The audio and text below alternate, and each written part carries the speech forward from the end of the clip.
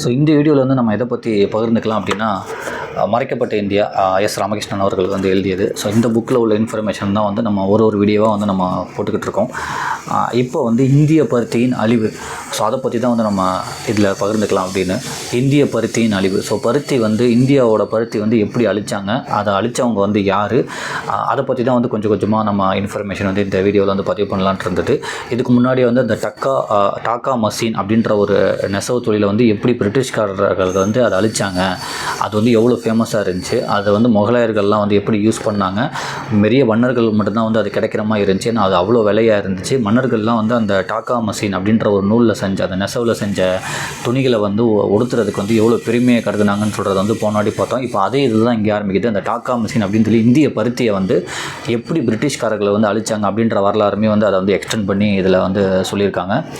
இன்னொன்று என்னென்னா வந்து பிரிட்டிஷ்காரங்க வந்து அந்த ரயில்வே பாதையெல்லாம் போட்டது வந்து இந்தியா வளர்ச்சிக்காக மட்டும் இல்லை, இங்கேருந்து பொருட்களை வந்து ஏற்றுமதி செஞ்சு அவங்க நாட்டுக்கு கொண்டு போகிறதுக்குமான ரீசனுக்காக தான் அதெல்லாம் பண்ணாங்க. நம்ம ஜென்ரலாக சொல்லுவோம் பிரிட்டிஷ்காரங்க தான் வந்து இந்த ட்ரெயின்லாம் கொண்டு வந்தாங்கன்னு சொல்லிட்டு, பட் அது வந்து அது வளர்ச்சிக்காக மட்டும் இல்லை, இங்கேருந்து எல்லா பொருளையுமே வந்து ஏற்றுமதி அவங்க நாட்டுக்கு பண்ணுறதுக்காக முக்கியமாக தான் வந்து அந்த ரயில் பாதைகள்லாம் கொண்டு வந்தாங்கன்றதையுமே வந்து இங்கே வரலாறில் வந்து சொல்கிறாங்க.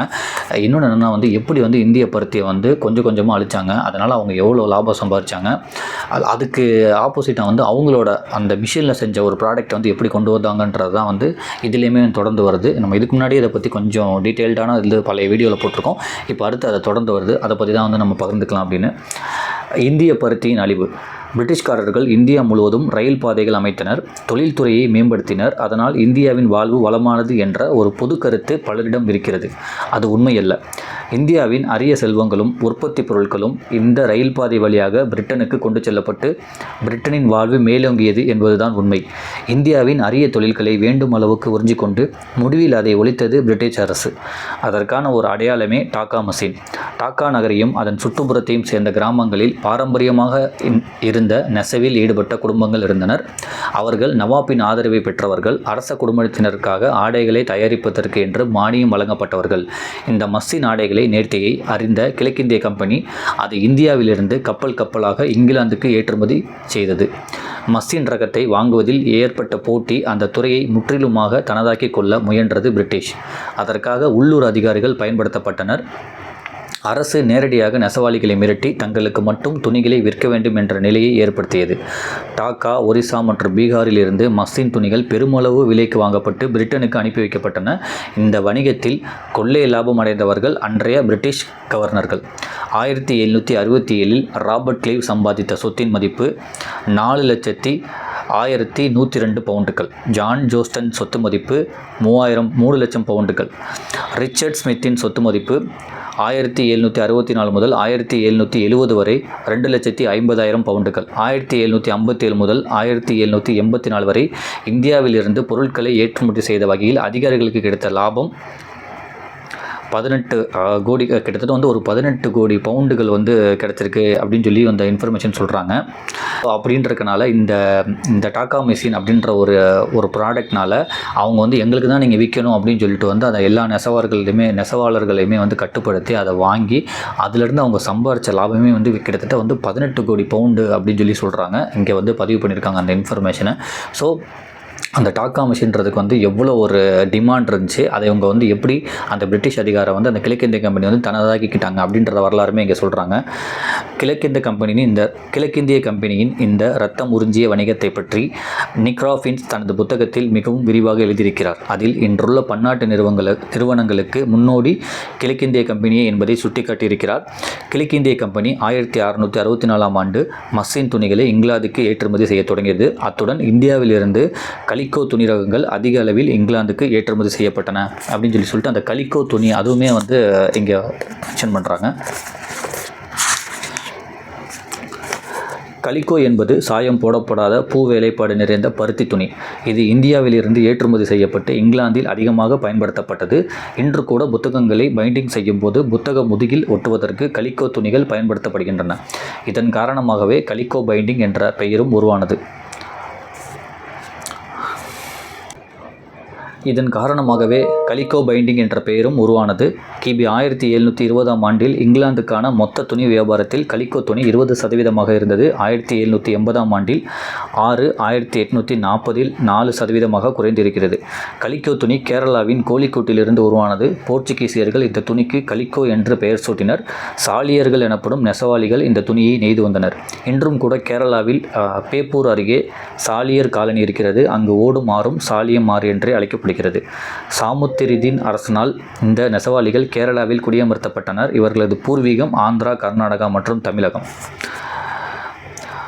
இதற்கிடையில் கோழிக்கோட்டிலிருந்து கலிகோ துணிகளை வாங்கி ஏற்றுமதி செய்து வந்த போர்ச்சுகீசியர்கள் தாங்களே பருத்தி விளைவிப்பது என்று முடிவு செய்தனர். பிரேசில் பருத்தி கோழிக்கோட்டில் இருந்த சாலியர்கள் சிலரை தங்களுடன் கப்பலில் அழைத்துச் சென்று பிரேசில் குடியமர்த்தி அங்கே இந்திய நெசவு கலையை அறிமுகம் செய்தனர் அப்படின்னு சொல்லிட்டு இங்கேருந்து எடுத்துகிட்டு போய் இங்கேருந்து கொஞ்சம் கொஞ்சமாக அழிச்சு இங்கேருந்து ஆளுங்களை வந்து கப்பலில் அவங்க நாட்டுக்கு ஏற்றிட்டு போய் அங்கே வந்து நெசவு தொழிலை அறிமுகப்படுத்தி அங்கே லாபம் சம்பாதிக்க ஆரம்பிச்சிட்டாங்க.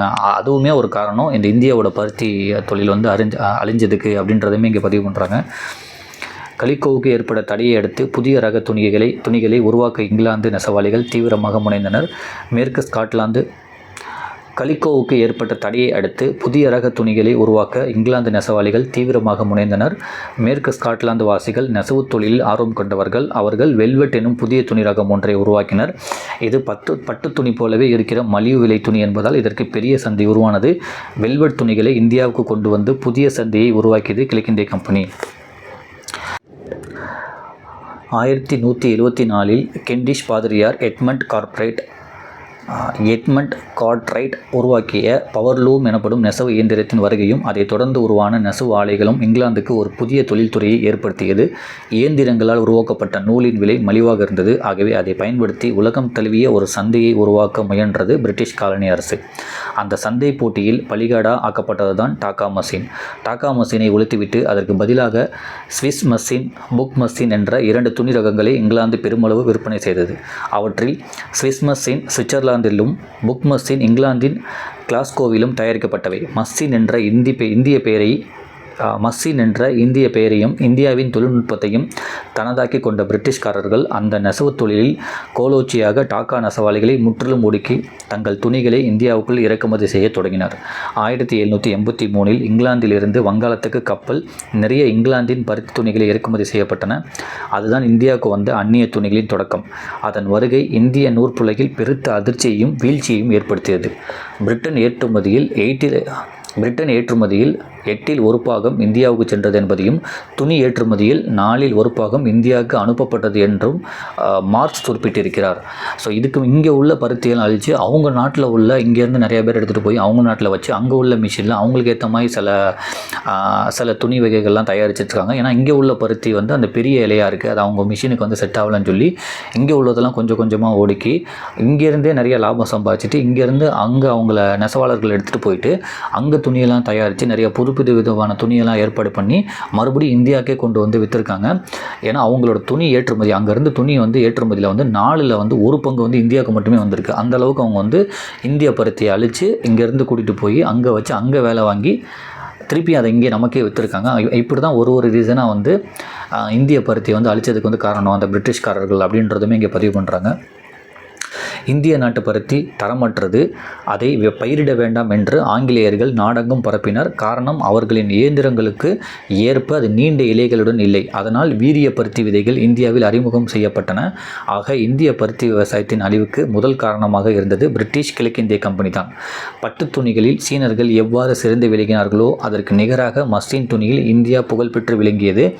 காலனி ஆட்சியின் கொடுங்கரம் இந்த அருமையான நெசவு தொழிலை முடக்கி இன்று அடையாளமற்றதாக்கிவிட்டது. இன்று செயற்கை இலைகளால் உருவான மஷின் ஆடைகள் விற்கப்படுகின்றன. இயற்கையை அழித்துவிட்டு செயற்கையான பொருட்களை அதிக விலை கொடுத்து வாங்குவது காலத்தின் கோலம் அப்படின்னு சொல்லிட்டு ஒரு இந்தியாவோட பருத்தி அந்த டாக்கா மஷின் அப்படின்றது வந்து அதிலிருந்து ஒரு நூல் செஞ்சு அந்த நூல்லேருந்து தான் வந்து ட்ரெஸ்ஸை செஞ்சுருக்காங்க. அது எவ்வளோ பெருசாக இருந்துச்சு, அது வந்து இந்தியாவிலேருந்து வாங்குறதுக்காக எவ்வளோ பெரிய ஒரு டிமாண்டு கிரியேட் பண்ணிச்சான் அந்த அதர் கண்ட்ரீஸில். பிரிட்டிஷ் கொஞ்சம் கொஞ்சமாக உள்ள வந்து அதை வந்து அவங்க அதை எடுத்துக்கிட்டு அதிலேருந்து எவ்வளோ லாபம் சம்பாதிச்சாங்க. கொஞ்சம் கொஞ்சமாக இங்கேருந்து நெசவாளர்கள் எடுத்துகிட்டு போயிட்டு பண்ணிவிட்டு அவங்க ஊரில் வச்சு அங்கேருந்து திருப்பியும் தயாரித்து அதுக்கு திருப்பி கொண்டு இறக்குமதி பண்ணி அங்கேருந்து இங்கே இந்தியாவுக்குள்ளே இறக்குமதி பண்ணி அதில் வந்து எவ்வளோ லாபம் சம்பாரிச்சாங்க. அதுக்கப்புறம் இங்கே உள்ள பருத்தி இதெல்லாம் வந்து சரியில்லை அப்படின்னு சொல்லி அதை கொஞ்சம் கொஞ்சமாக பரப்பி அவங்களோட இதை மட்டும் கொண்டு வந்து விற்று எப்படியெல்லாம் வந்து இந்திய பருத்தியை வந்து அழிச்சாங்க, அதுக்கப்புறம் செயற்கையாக அதை எப்படி கொண்டு வந்தாங்க அப்படின்றதான் வந்து முழுக்க முழுக்க இதில் வந்து பதிவு பண்ணியிருக்காங்க. ஸோ நீங்கள் வாய்ப்பு கிடைச்சா அந்த புத்தகத்தை படிங்க. இதை பற்றி இன்னும் கொஞ்சம் அந்த டெக்ஸ்டைல்லாம் பற்றி இன்னும் கொஞ்சம் நாங்கள் டீப்பாக தெரியணும்னு சொல்கிறதுக்காக மேலும் வாசிக்கன்னு சொல்லிட்டு இந்த 2 புக்கை சஜஷன் பண்ணியிருக்காங்க. நான் அதையுமே எடுத்து இதில் மென்ஷன் பண்ணுறேன். ஸோ வாய்ப்பு வந்து அந்த புத்தகத்தை வந்து படிங்க. அடுத்த சாப்டர் வந்து தாவர உலகம் அப்படின்னு சொல்லி தான் வந்து ஆரம்பிக்குது. நம்ம அடுத்த வீடியோவில் எதையுமே பார்க்கலாம். நன்றி.